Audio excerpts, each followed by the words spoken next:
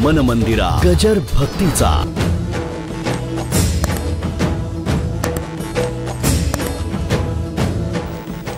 आपल्याला व्यवहार माहिती असतो, वस्तू माहिती असतात, पण ती कशी घडली, काय घडली, काही ज्ञान नसतं. ताटातला भात माहिती असतो, पण शेतात नेलं तर तांदळाचं पीक कोणचं कळणार नाही, कदाचित गवत म्हणून बाजूला सारेल.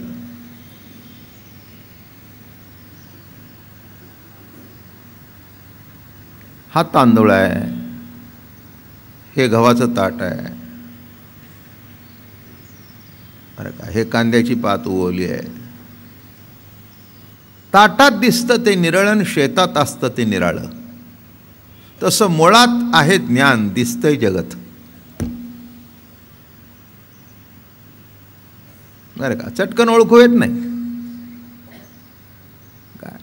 आणि तुम्ही तर त्याला नेऊन उभं केलं की हे तांदळाचं भात आहे इथे, ते म्हणे हिरवगार भात कुठं आहे. त्याला वाटलं, त्याला असं वाटतं शिजलेलंच शेतात पिकतंय. तुम्ही काहीही करू नका, इतकी वेडी माणसे या जगात आहेत, पुष्कळ आहेत. मी बघितली, एकेकाचे नमुने बघितल्यानंतर असं वाटतं देवा काय रे, मग असं वाटतं हाय चिदवेल असंच आहे. म्हणून त्याच्यावर मी काही टिप्पणी करत नाही. हाय चला, हे प्रभू तुझाच रंग आहे, तुझाच रंग आहे.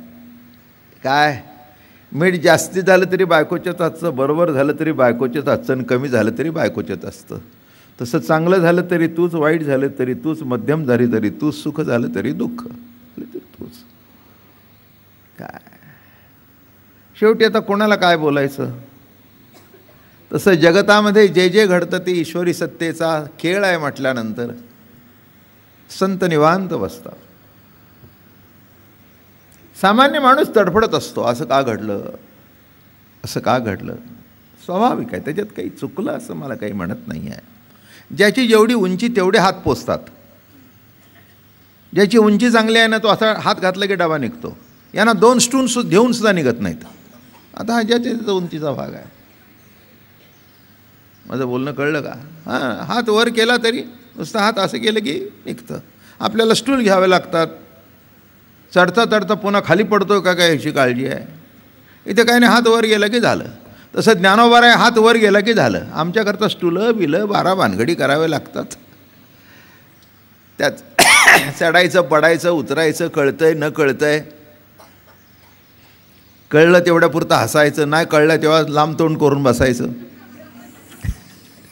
एक दुसरा पर्याय काय, दुसरा पर्याय काय आला का लक्षात. आणि स्टूल जर घरात नसेल तर कोणीतरी उंच असेल त्याची वाट बघायची.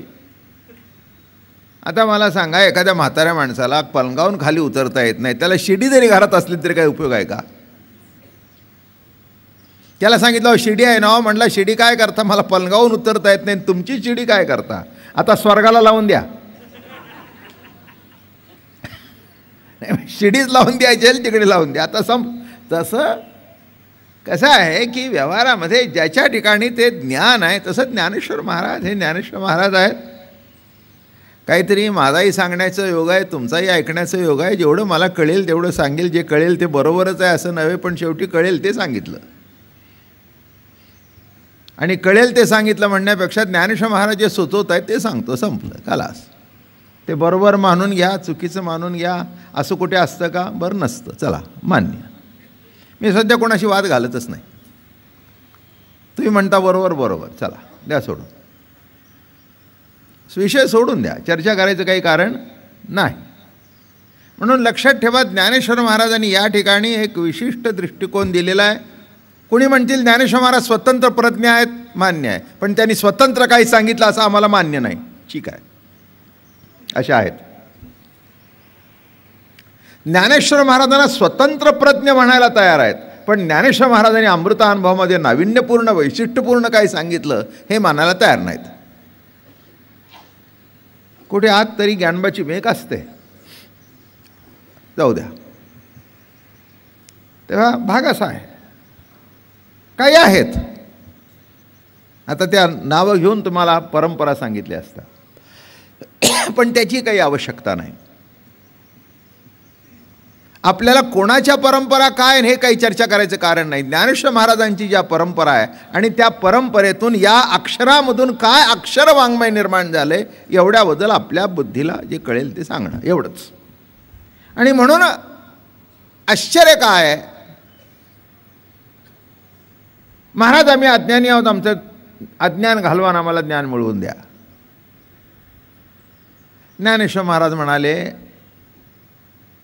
अज्ञान हा बंद है आणि ज्ञान हा सुद्धा बंद आहे. लवकर माणसांच्या डोक्यात शिरत नाही. बरोबर आहे, माणसाला ज्ञान शब्द एकच माहिती आहे, पण गुणमय ज्ञान, वृत्ती ज्ञान, सत्ता ज्ञान ते काय म्हणजे काय आहे हे लवकर लक्षात येत नाही. ऐकल्यानंतर कळतं. आता तुम्ही महिनाभर ऐकताय, साधी बाईसुद्धा बोलेल. इतकं सोप्या पद्धतीने सांगितलं गेलं आहे. एकदा ऐकल्यानंतर ऐकायला पाहिजे, वाचायला पाहिजे. तसं ज्ञानेश्वर महाराज ज्ञानाला सुद्धा बंद म्हणतायत.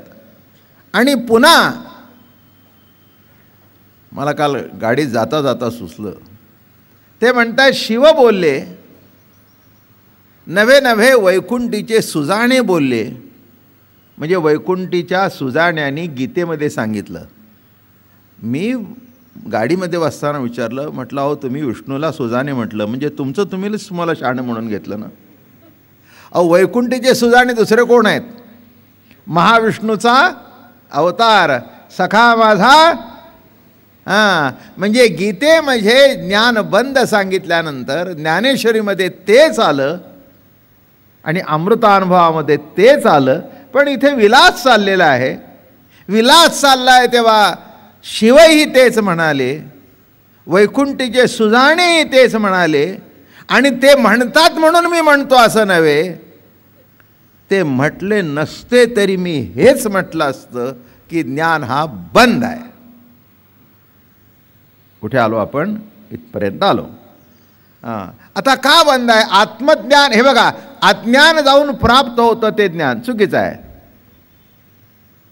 अज्ञान जाऊन प्राप्त होतं ते वृत्ती ज्ञान आहे. आणि आत्मज्ञान म्हणजे काय? तर आत्मज्ञान म्हणजे आयते ज्ञान.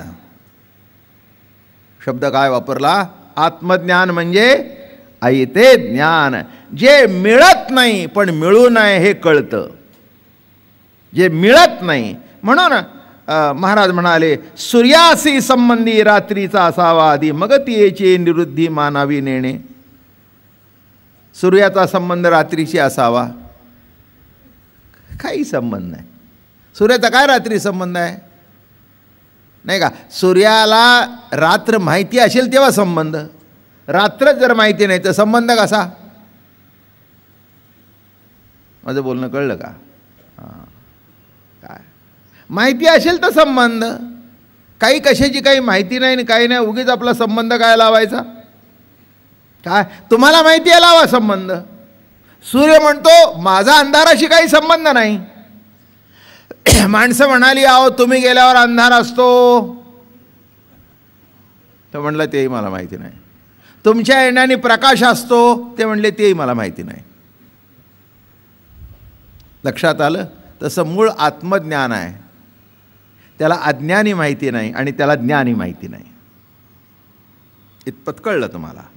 ज्ञान श्लाघ्यू आहे ते तै ज्ञानपण धाडिले वाया, दीपा वाचो निदेव लाये तै अंग भुललाची गी. ज्ञान श्लाघ्यू म्हणजे ज्ञान मोठेपणा.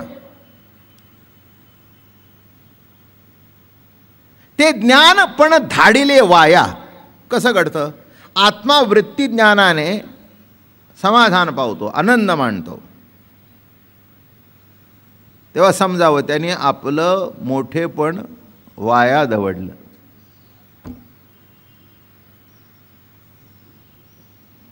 माझं म्हणणं कळलं का? मोठेपण वाया दवडलं बरं का? कारण नसताना काय त्याच्यात आनंद मानण्यासारखा आहे? विशेष काय? लक्षात घ्या, इथे तुझं कमीपणा दिसतो. कमीपणा कुठे दिसतो? निरंतर जे चिद्रूप तेची आपुले स्वरूप, कालत्रयी विक्षेप नव्हे त्यासी. निरंतर जे चिद्रूप, फार सुंदर ओवी आहे. तसं काल तुम्हाला वाचून दाखवली, आत्मज्ञान म्हणजे आहे ते ज्ञान. निरंतर जे चिद्रूप तेची आपुले स्वरूप. निरंतर जे चिद्रूप आहे तेच तुझं स्वरूप आहे. चिद नाही का, म्हणजे प्रकाश. सद चिद जे सतत आहे तेच प्रकाश रूप आहे आणि तेच आनंद रूप आहे. चिद चिद म्हणजे कसं आहे, प्रकाश रूप आहे. निरंतर जे चिद्रूप तेची आपुले. कालत्रयी विक्षेप, त्या प्रकाश जो आहे तिथे विक्षेप कधी नाही, गेला असं नाही. दिवा विजला नाही का, कुणी लावला नाही म्हणून. लावलेले दिवे विजतात आणि तो दिवा लावलाच नाही, विजण्याचा काय प्रश्न आहे. मन मंदिरा गजर भक्तीचा.